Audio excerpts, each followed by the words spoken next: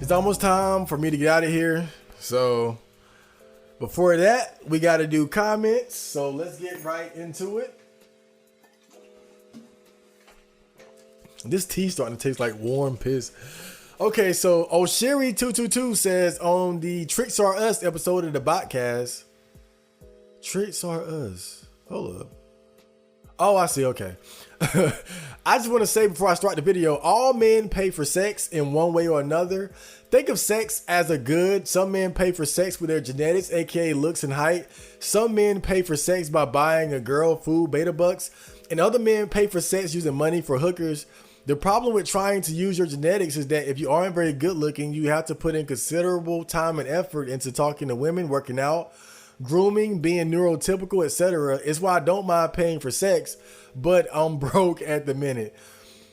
You know, I see a lot of guys throwing that around. All men pay for sex. All men pay for sex. I think there's truth in that.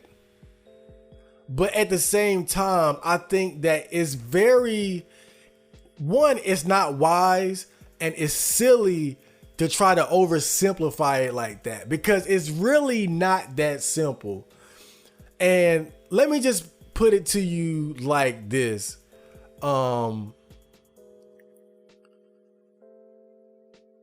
Let's say, and just as an example, right?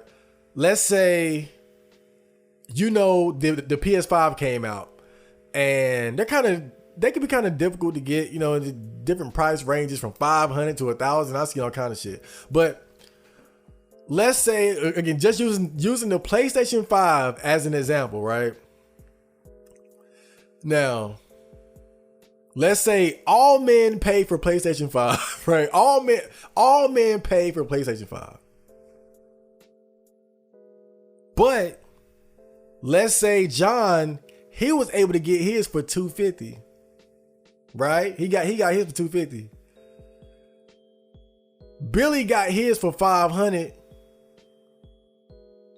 Chad got his for $1,000. Okay? Now they all paid for it, but who would you rather be? Who would you rather be? I forgot the name of I forgot the names of them already, but the one who paid $250, right? And see, that's the problem when guys try to throw that around. All men pay for sex, all men pay for sex. Sure, if you want to believe that, sure. But all men don't pay the same. All men don't pay the exact same. And so if you're going to use that to justify paying for sex, I don't think that's smart. If you're going to pay for it, still be conscientious of what you're paying. Because I get it. The whole all men pay for sex is like a clap back from guys tricking. Because basically guys paying for sex, they got tired of being seen old lame tricks.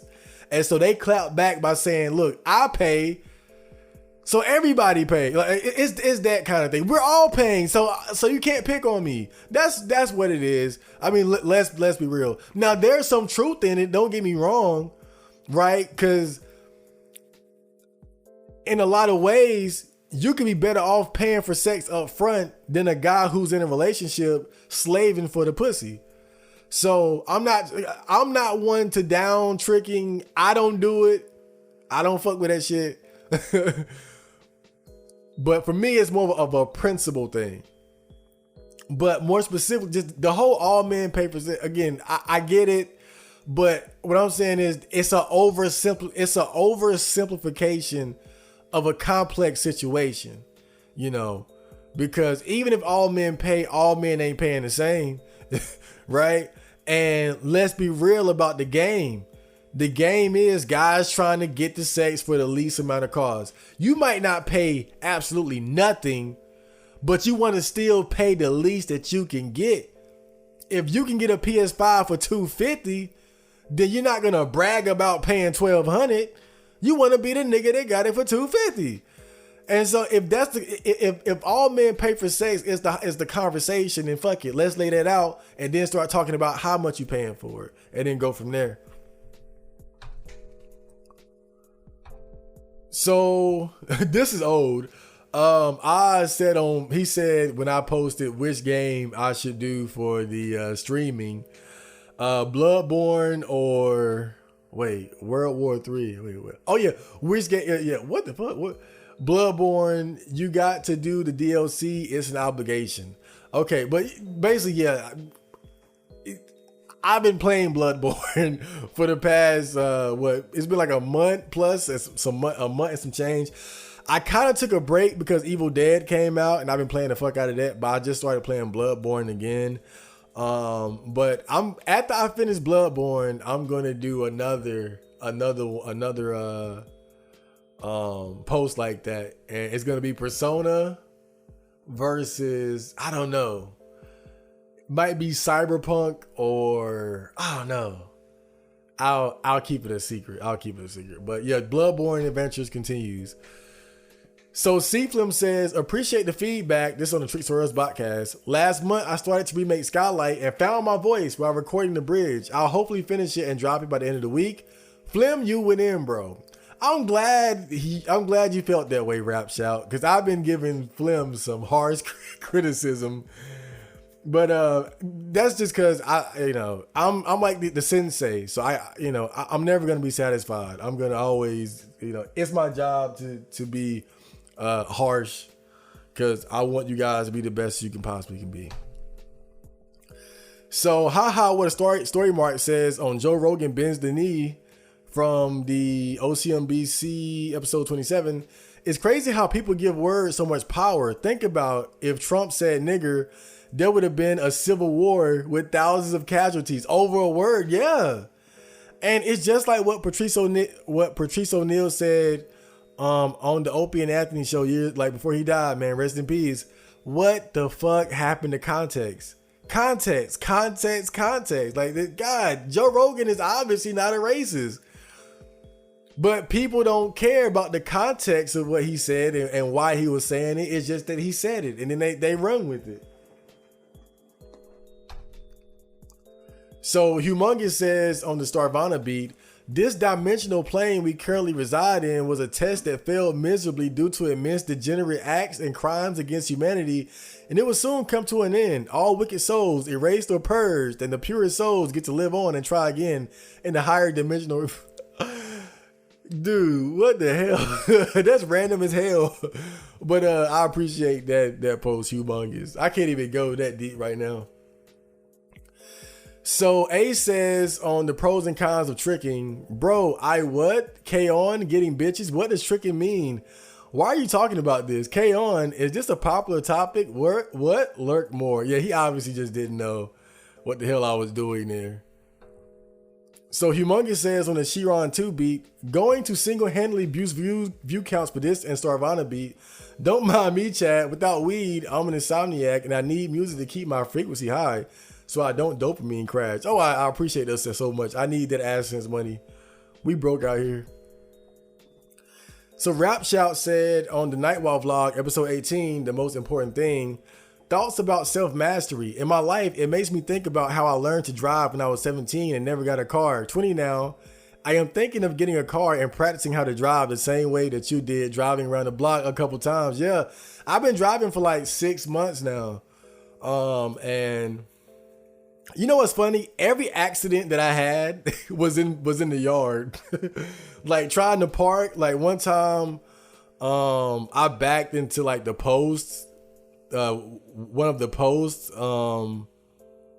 That's oh God, how do you describe it? It's like this post thing that's like holding up a part, not the roof, but. I don't want to make it sound bad because it wasn't a big deal, but there's like a post in my yard in front of the house, and I backed into it and it had moved a bit, and so I had to kick it back in place, and I had shifted the bumper the front bumper out of place too when I was backing up in my yard, and the bumper I was close to a tree and the bumper was by the tree. And so when I hit reverse, it like pushed the bumper out a little bit and had to push it back in place, and it's still kind of off a little bit. But other than that, I've done quite well driving. I haven't gotten in a car accident yet or nothing like that. I've made little mistakes here and there, but that's to be expected. But so far, so good. But yeah, I think the biggest lesson out of everything that I've done as far as like learning how to drive is just how to take those baby steps. Like you said, practicing how to drive, driving around the block. Like it's crazy when I think back to it, because now it's getting to that point where I'm able to just kind of get up and drive different places, and I'm more comfortable with it. It's still kind of surreal, but I'm much more comfortable like taking like longer trips, like way uptown and shit like that. And it's at the point now, like I'm driving my mom around. Like one time I drove her to Walmart and shit like that. So it's kind of funny.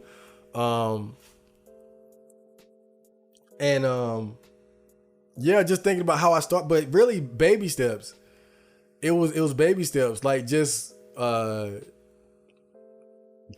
I remember just simply like turning the car on and off, and then playing with the different buttons, seeing what the buttons do, and then reversing and going forward, all in the yard.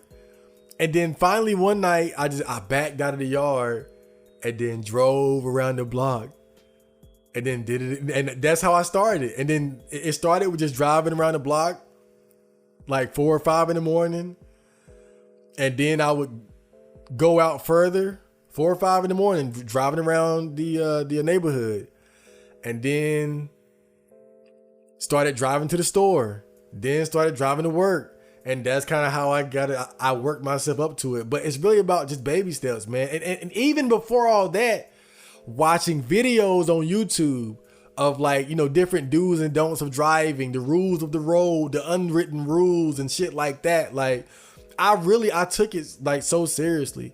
And I think in anything in life, as far as like self-mastery, like that's how you got to approach it. You got to really take it seriously and take it one step at a time. So Flim says on the same video, so you want to improve yourself in a variety of aspects and acquire the self-discipline necessary to do so efficiently. I understand the underlying thoughts and feelings behind his attitude, but it doesn't really sound like you have much direction. What humans really want in life is purpose. Self-improvement in of itself is pointless beyond a sliver of personal satisfaction. Yeah, you can and should improve your fitness, music production, communication, reading skills, etc. However, what is it all for? How would it impact your surroundings? Would it matter if you were to pass away 2 years from now? I think what you're really looking for is a mission or directive, something to achieve, not just for the sake of being able to say you're a master, but to have some sort of broader impact. I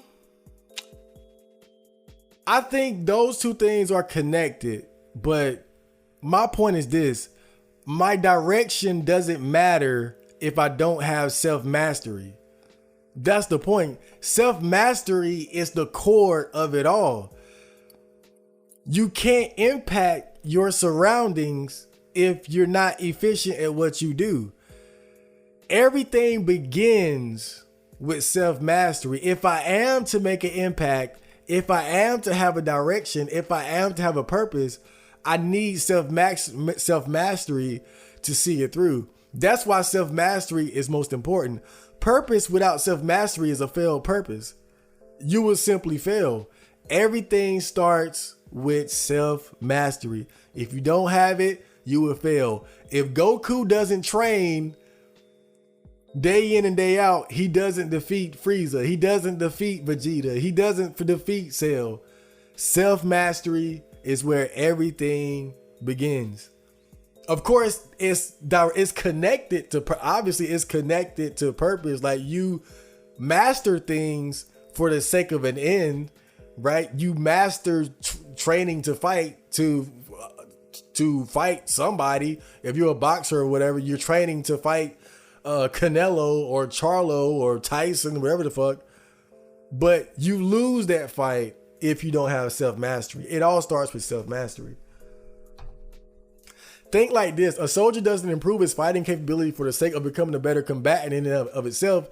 He does so in order to prepare for his purpose, which is the defense of his nation. But again, you don't defend the nation without any self-mastery.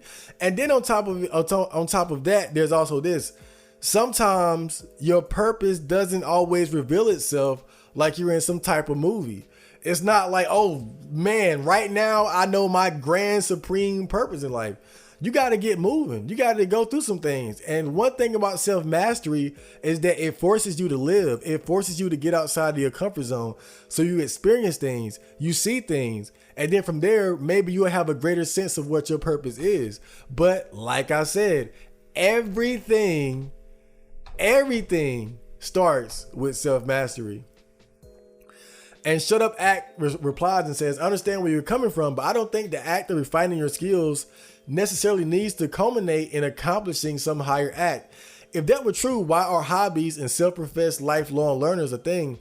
People learn just for the fulfillment of it all, the time without expecting a silver lining. The act itself is self-propelling and can give meaning. It's true that the world urges us to play pick and choose with our activities so that we can make a living. Society might deem everything other than what you do for a living as pointless, transient, pleasure lacking fulfillment, but that is the view of society, not human nature. And he brings up a good point though.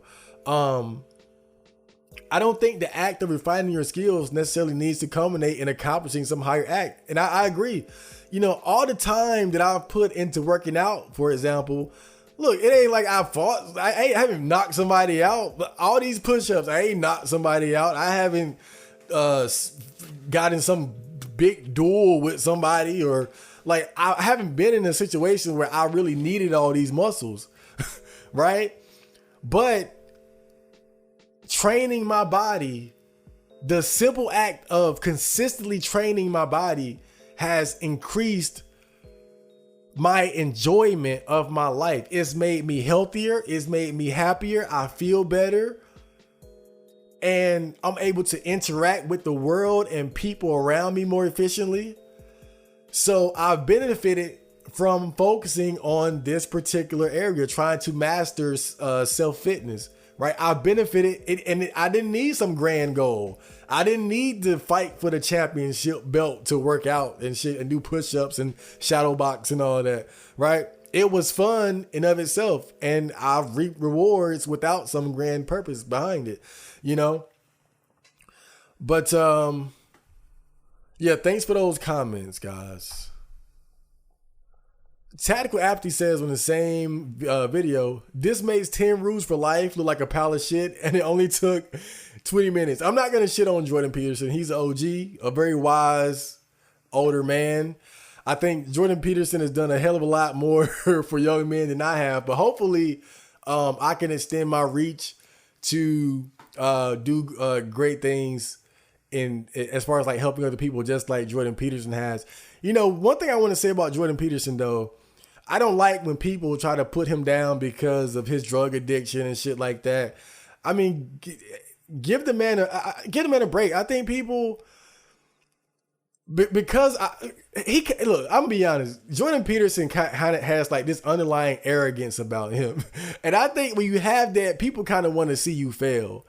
And I think that Jordan Peterson has this thing about him where it almost like he has this thing where it's like people might perceive him as being a know-it-all. Like this is come on, 10 rules for life, right there. Like that's, come on, man. Like it has ego written all over it. Here are the 10 rules for life.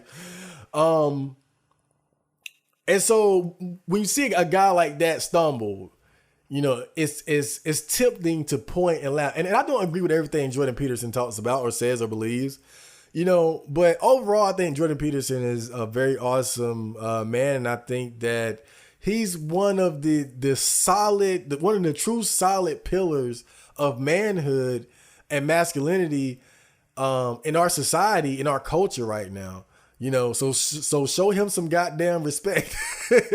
Nah, but I get it. I'm awesome as fuck. I appreciate that, Tactical Apathy. And I hope you guys enjoyed that episode of the podcast. Had a great time doing it.